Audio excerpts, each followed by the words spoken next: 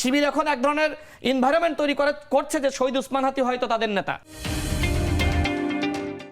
নারী ইস্যুতে আমরা নাহিদ ইসলামকে জিজ্ঞেস করেছিলাম যে 11 দলীয় জোটের যেহেতু এই যে ধরেন বিভিন্ন বক্তব্য, ওরা নারীদের রাজপথে নামাবে কিনা, একসাথে প্রোগ্রাম করবে কিনা ইত্যাদি, নাহিদ ইসলাম আমাকে বলেছে যে আমাদের রাজনৈতিক প্রোগ্রামে আমাদের নারীরা থাকবে, যদি ওনারা আমাদের নারীদের অ্যালাউ করবো না এই ধরনের আলাপ তুলে সেই প্রোগ্রামে আমরা যাব না।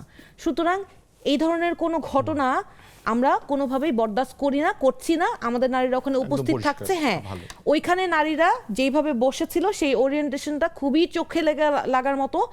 ওনারা দর্শক সারিতে থাকার কথা ছিল, সেই জায়গায় স্টেজের সামনে ওনাদেরকে যেভাবে বসানো হয়েছে, এই একই দৃশ্য আমরা বিএনপির অন্য প্রোগ্রামেও দেখেছি। এটা রাজনৈতিক কালচার থেকে এই ধরনের দৃশ্যগুলো মুছে ফেলার চেষ্টা শুরু করতে হবে। কারণ নারী ধরেন স্টেজে ডেকোরাম অনুযায়ী যেই নেতারা স্টেজে বসবেন সেখানে নারীও থাকতে পারেন। কারণ আমরা মনিরা শারমিনকে দেখেছি জামাতের নেতাদের মাঝখানে বসেছেন, পুরো নির্বাচনকালীন সময় জামাতের নেতাদের সাথে একসাথে উনি প্রেস ব্রিফিং গুলো করেছেন। কিন্তু ওখানে যেই বোনরা উপস্থিত ছিলেন, দুঃখজনকভাবে আমাদের ওই ডেকোরাম অনুযায়ী ওনারা দর্শক সারিতে বসার কথা ছিল, কিন্তু ওনাদের বসার ওরিয়েন্টেশনটা যেটা বিএনপির বিভিন্ন প্রোগ্রামেও দেখা যায়, that is very gross to C.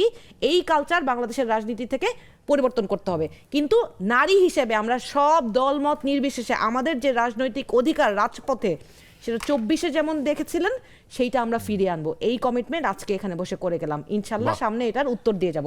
আচ্ছা, খুবই গুরুত্বপূর্ণ একটা বিষয় দেখেন, রাশেদ ভাই অনেক কিছু নিয়ে অনেক সমালোচনা করেন, হ্যাঁ, একটা বিষয় কিন্তু আমরা একমত, হাসানুল হক ইনুর মতো একজন স্বৈরাচার এবং খুনির ব্যক্তি, তার বিচার যে পর্যাপ্ত হয় নাই এই বিষয়ে কিন্তু আমরা দুজনে একমত। তার যে শাস্তি, সর্বোচ্চ শাস্তি হওয়া উচিত ছিল, সেই বিষয়টা কিন্তু আমরা একমত। এখন দেখেন 3টা মামলার রায় হয়েছে আজকে, হ্যাঁ, 3টা অভিযোগের এগেইনস্টে 3টা মামলার রায় হয়েছে। আমি যেহেতু আইনজীবী, আমার জায়গা থেকে আমি ব্যাখ্যা করি। সেইটা হচ্ছে আমরা দাবি করেছি, আমরা কিন্তু বিবৃতি প্রকাশ করেছি, ওখানে আমরা সরকারকে অভিযোগ দেই না। আমরা বলেছি যে যোগ্যতা সম্পন্ন তদন্ত সংস্থা এবং বিচার কাঠামোর যেই সুষ্ঠু তদন্ত, সুষ্ঠু বিচার ব্যবস্থা এবং যথেষ্ট এবং যথাযথ বিচারিক প্রক্রিয়া সম্পন্ন করা এবং বিচারের যে রায়টা সেটা যথার্থ হয় নাই, এটা আমরা বলেছি। এবং সেইটার জন্য যা যা প্রয়োজন সেইটা ম্যানেজ করতে হবে, সেই দাবি আমরা করেছি। এখানে সরকারের বিষয়ে কোনো আলাপ নাই। আলাপটা কোথায় আমি আপনাকে বলি। সাধারণত ফৌজদারি মামলায় যখন একটা রায় হয়, ধরেন আপনি 2টো মামলায় আপনি অভিযুক্ত হয়েছেন অপরাধী হিসেবে, 10 বছর আপনার সাজা। সাধারণ নিয়মে একটা সাজা 10 বছর শেষ হওয়ার পর 10 বছর একদিনে যে আরেকটা সাজা কাউন্ট শুরু হয়। অথচ আজকে 3টা সাজার রায় হলো, তার মানে 10 10 10 30 বছর।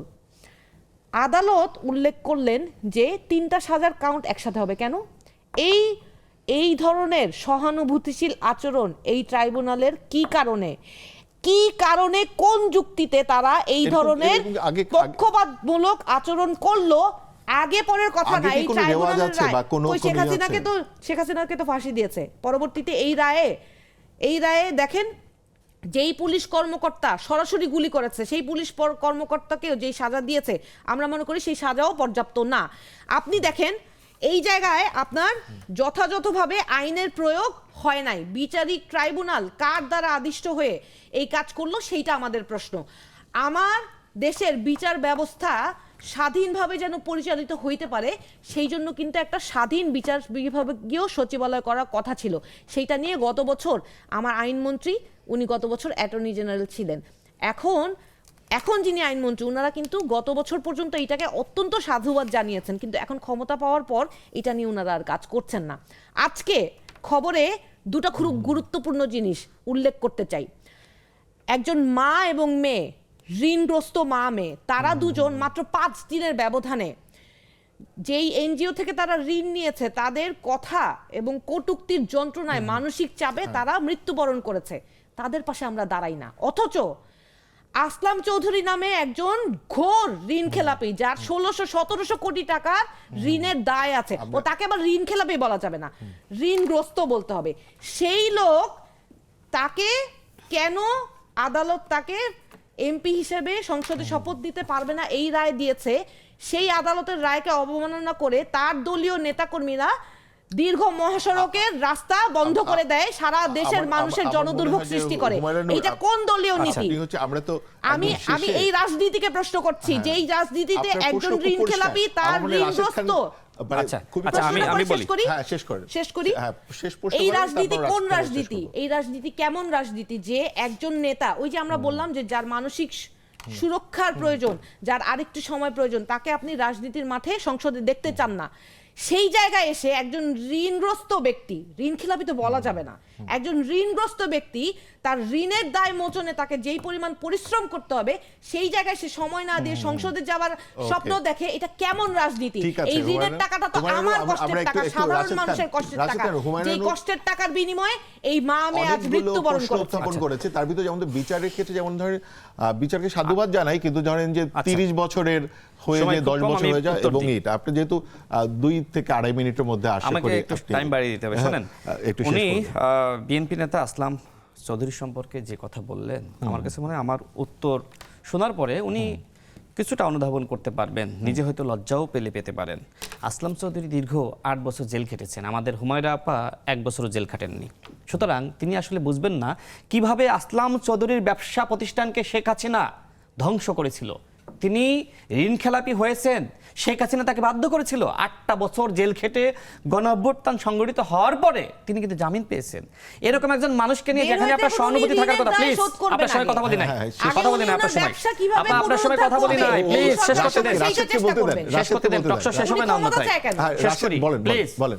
রাশেদ, এখন রাশেদ উনি 8টা বছর জেল খেটেছেন, ওনার প্রতি সহানুভূতি না থেকে যেভাবে ওনারা কটাক্ষ করছেন, এরকম ব্যক্তিকে আমি মনে করি শ্রদ্ধা জানানো উচিত, যারা এই নতুন বাংলাদেশের জন্য এইভাবে দীর্ঘ সময় হাসিনার জুলুমের শিকার হয়ে কারাবরণ শিকার হয়েছে। কথা বলতে দিচ্ছেন না কেন?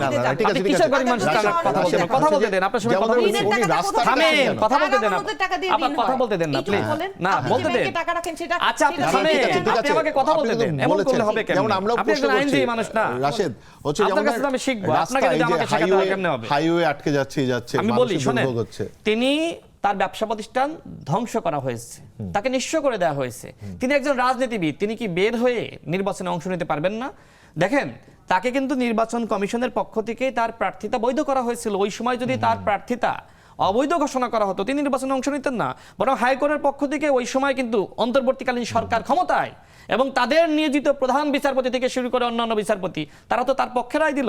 হঠাৎ করে জামাতের একজন ওই এলাকার প্রার্থী তিনি আবেদন করলেন, আর পরবর্তীতে তার প্রার্থিতা বাতিল হলো। আমি মনে করি আসলাম চৌধুরীকে রিভিউ যে আপিল করবে, তার মধ্য দিয়ে তার প্রার্থিতা বা এমপি পদ ফিরিয়ে দেওয়া উচিত। কারণ তিনি ঋণ খেলাপি হননি, তাকে ঋণগ্রস্ত করা হয়েছে, ঋণ খেলাপি করা হয়েছে। শেখ হাসিনা স্বৈরাচার জুলুম করেছে, এই জুলুমের শিকার আমরা অনেকেই হয়েছি।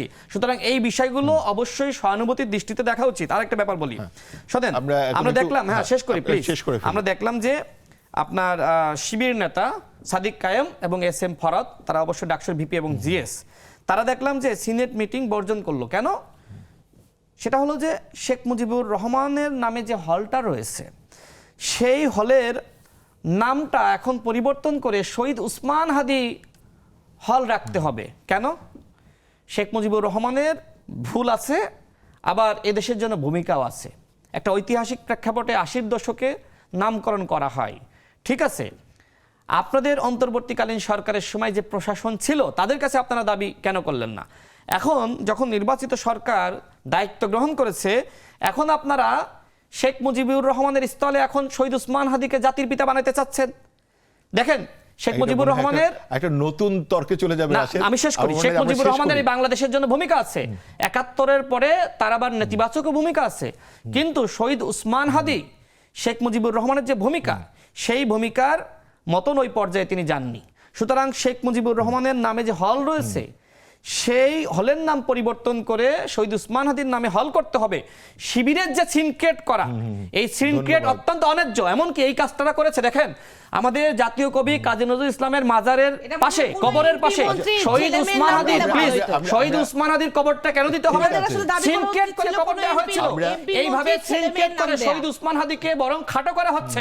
তাকে যে আমরা সার্বজনীনভাবে সম্মান দিয়েছিলাম না, সেই সম্মানটা এখন শিবির কেন্দ্রিক করা হচ্ছে, জামাত কেন্দ্রিক করা হচ্ছে।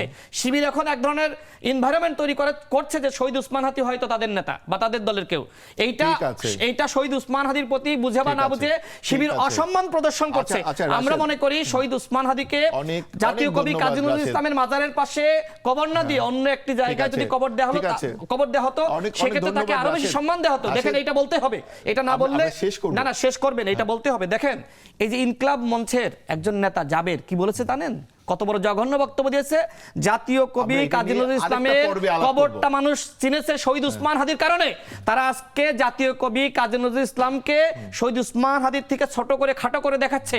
এই যে শিবিরের অপরাজনীতি, এই অপরাজনীতির বিরুদ্ধে অবশ্যই আমাদেরকে ব্যবস্থা নিতে হবে। এই আলাপ আরেকটি পর্বে শুধু আপনাকে এনে হুমায়রাকে এনে আমরা আরেকদিন এই আলাপ করব। এটা একটু 10 সেকেন্ডে শেষ করি, এইটা শেষ করলে সময় মানে অনুষ্ঠানটা অসম্পূর্ণ থেকে যাবে। দেখেন, এই যে শেখ মুজিবুর রহমান, তার বিষয়ে কিন্তু আমরা দেখেছি, ভিডিওগুলো আপনিও দেখেছেন, যে সাদিক কায়েম, ডাকসুর বর্তমান ভিপি, তিনি স্লোগান দিয়েছেন জয় বাংলা জয় বঙ্গবন্ধু। এমনকি যে এস এম ফরাদ, সে কিন্তু নিজে ছাত্রলীগের পদে ছিল।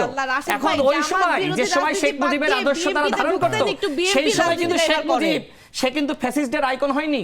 এখন গণঅভ্যুত্থানের পরে সে হয়ে গেছে ফ্যাসিস্টদের আইকন। তাহলে আমার প্রশ্ন হলো, এই সাদিক কায়েম এবং এস এম ফরাদ কেন জয় বাংলা জয় বঙ্গবন্ধু স্লোগান দিল? সেই সময় আপনি শেখ মুজিবের আদর্শ মানতে পারলে আপনি কেন গণঅভ্যুত্থানের পরে শেখ মুজিবের আদর্শ মানতে পারছেন না?